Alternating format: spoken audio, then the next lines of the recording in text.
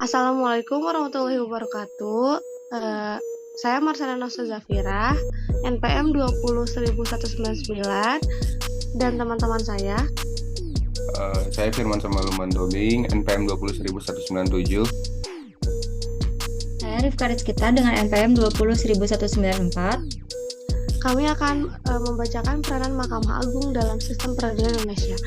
Yang akan membaca pertama yaitu Samuel. Baik, terima kasih. Di mana pertama yang bahas adalah latar belakang. Indonesia pernah dijajah oleh banyak negara, termasuk Belanda dan Jepang. Sistem peradilan Indonesia ini masih mengalami kesan hukum kolonial, terutama dalam hal hukum pidana dan perdata. Indonesia memiliki sistem hukum dualistik yang menggabungkan undang-undang modern dan undang-undang adat. Dalam beberapa situasi, terutama di wilayah pedesaan, hukum adat masih sangat penting. Sistem peradilan di Indonesia didirikan atas Undang-Undang Dasar Negara Republik Indonesia 1945. Konstitusi ini memberikan hak asasi manusia, kebebasan berpendapat, dan perlindungan hukum kepada setiap warga negara. Prinsip yang terkandung dalam Kitab Undang-Undang Hukum Pidana (KUHP) dan Kitab Hukum Acara Pidana membentuk dasar sistem peradilan di Indonesia. Memberikan keadilan kepada tersangka, korban, dan masyarakat secara keseluruhan adalah tujuan utama sistem peradilan pidana. Nah, di mana tujuan dari pembahasan ini adalah untuk menjelaskan peran Mahkamah Agung dalam sistem peradilan di Indonesia.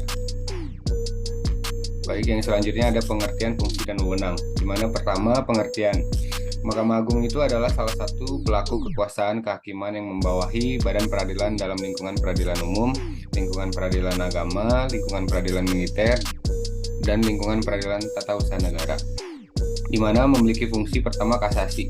Mahkamah Agung bertindak sebagai pengadilan kasasi, yaitu memiliki kewenangan untuk memeriksa ulang putusan-putusan dari pengadilan di bawahnya seperti pengadilan tinggi atau pengadilan banding untuk memastikan kesesuaian dan keadilan dalam penerapan hukum.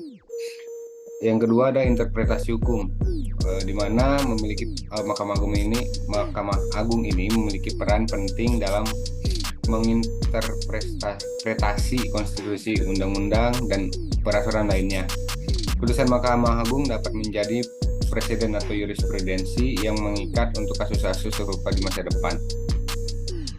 Kemudian yang ketiga ada penyelesaian sengketa, di mana Mahkamah Agung ini dapat berfungsi sebagai lembaga penyelesaian sengketa antara pemerintah, lembaga negara, individu, atau pihak-pihak lainnya. Nah, di sini juga ada wewenang dari Mahkamah Agung, di mana Mahkamah Agung ini memiliki wewenang untuk memeriksa kasasi atau banding terhadap putusan yang diberikan oleh pengadilan di bawahnya. Tujuan dari peninjauan ini adalah untuk memastikan bahwa putusan tersebut sesuai dengan hukum dan keadilan. Kemudian, Mahkamah Agung dapat menguji konstitusionalitas undang-undang, peraturan, dan tindakan pemerintah. Jika ada ketidaksesuaian dengan konstitusi, Mahkamah Agung dapat membatalkan atau memodifikasi undang-undang atau tindakan tersebut. Fungsi hakim. Seperti ini. Masih aku ya. Oke, komposisi hakim yang pertama ada hukum karir. Hukum karir itu hakim yang berasal dari jalur karir di peradilan, seperti hakim pengadilan negeri, hakim agama, dan hakim tata usaha negara. Yang kedua ada hakim ad hoc. Hakim ad hoc ini yang ditunjuk dalam kasus-kasus tertentu yang memerlukan keahlian khusus seperti kasus korupsi atau kasus pelanggaran HAM berat. Hakim MK, di mana hakim yang bertugas di Mahkamah Konstitusi yang memiliki lingkup yurisdiksi dalam sengketa hasil pemilihan umum dan sengketa konstitusi lainnya.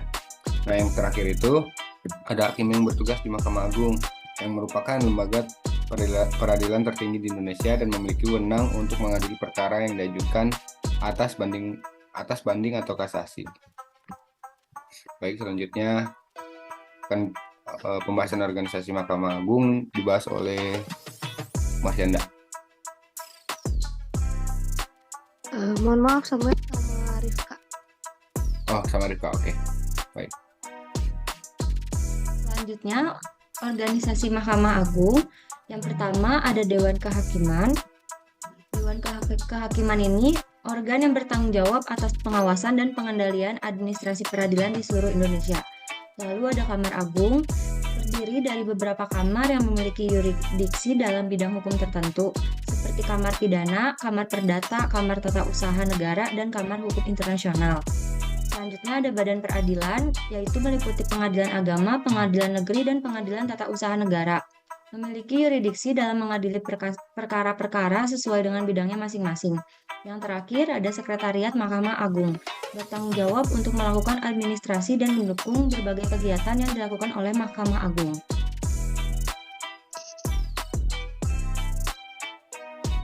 Selanjutnya, kewenangan kasasi dan kewenangan pengawasan. Kewenangan kasasi yang pertama mengadili perkara-perkara yang diajukan atas kasasi dari pengadilan tinggi. Mahkamah Agung memeriksa dan memutus perkara-perkara yang telah diajukan atas kasasi dari putusan pengadilan tinggi. Ini mencakup perkara-perkara pidana, perdata, tata usaha negara, dan lainnya. Yang kedua, menjaga keseragaman dan konsistensi putusan hukum. Melalui kewenangannya dalam mengadili perkara-perkara kasasi, Mahkamah Agung berupaya menjaga keseragaman dan konsistensi putusan hukum di Indonesia. Ini penting untuk menjaga kepastian hukum dan memberikan pedoman yang jelas bagi pengadilan di seluruh negeri. Yang ketiga, memeriksa dan memutus perkara-perkara yang memiliki kepentingan hukum yang lebih luas. Mahkamah Agung memiliki kewenangan untuk memeriksa dan memutus perkara-perkara yang memiliki kepentingan hukum yang lebih luas. Hal ini meliputi perkara-perkara yang memiliki implikasi prinsipil terhadap penerapan hukum atau memerlukan penegasan hukum yang jelas. Lalu ada kewenangan pengawasan. Yang pertama ada pengawasan administratif, yang kedua pengawasan putusan, yang ketiga pembinaan dan bimbingan, dan yang terakhir ada penegakan disiplin hakim.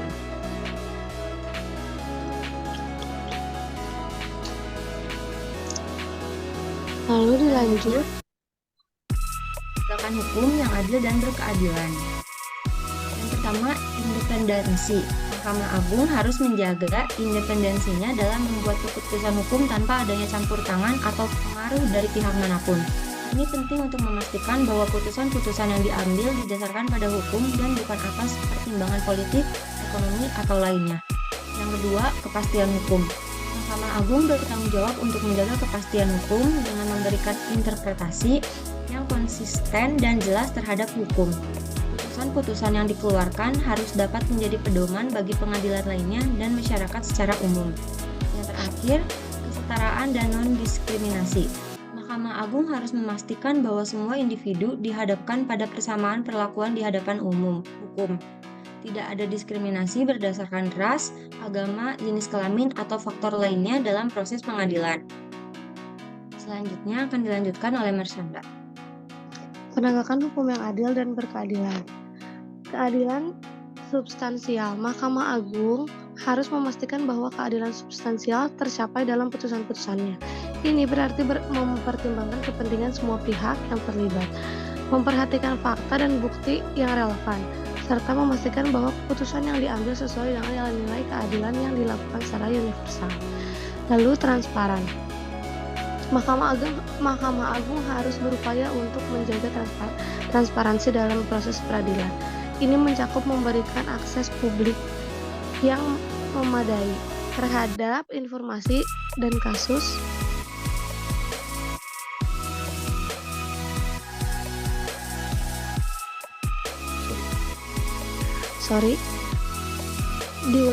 transparansi. Mahkamah Agung harus berupaya untuk menjaga transparansi dalam proses peradilan. Ini mencakup memberikan akses publik yang memadai terhadap informasi tentang kasus-kasus yang sedang diproses dan keputusan yang diambil. Lalu ada kehadiran Mahkamah Agung bagi masyarakat dalam perlindungan hukum bagi masyarakat. Hak-hak individu dilindungi dan dihormati oleh Mahkamah Agung.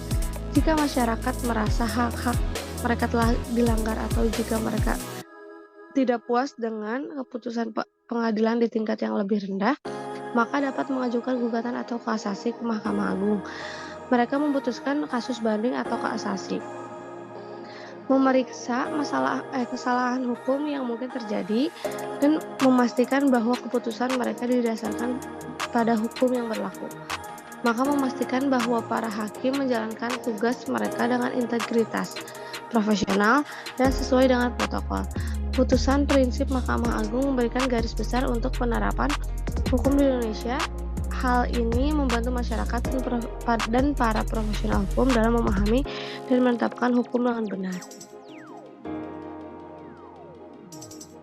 Dan yang terakhir, harapan terhadap peran Mahkamah Agung di masyarakat di masa depan.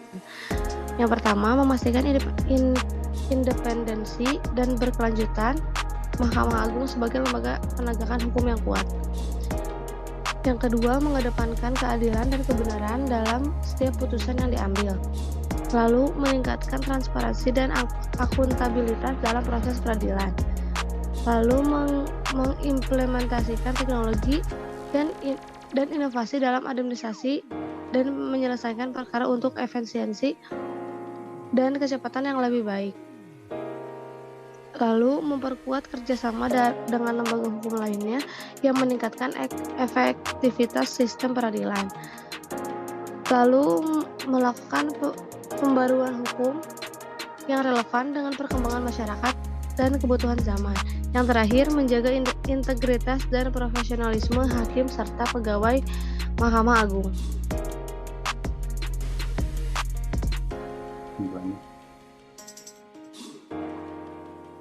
Oh, sama siapa? Baik. Samuel. Ya udah. Baik, kesimpulan dari presentasi kami adalah Mahkamah Agung ini memiliki peran yang sangat penting dalam sistem peradilan di Indonesia. Sebagaimana lembaga penegakan hukum tertinggi, Mahkamah Agung bertanggung jawab untuk memastikan keadilan, kebenaran, dan konsistensi dalam putusan yang dikeluarkan.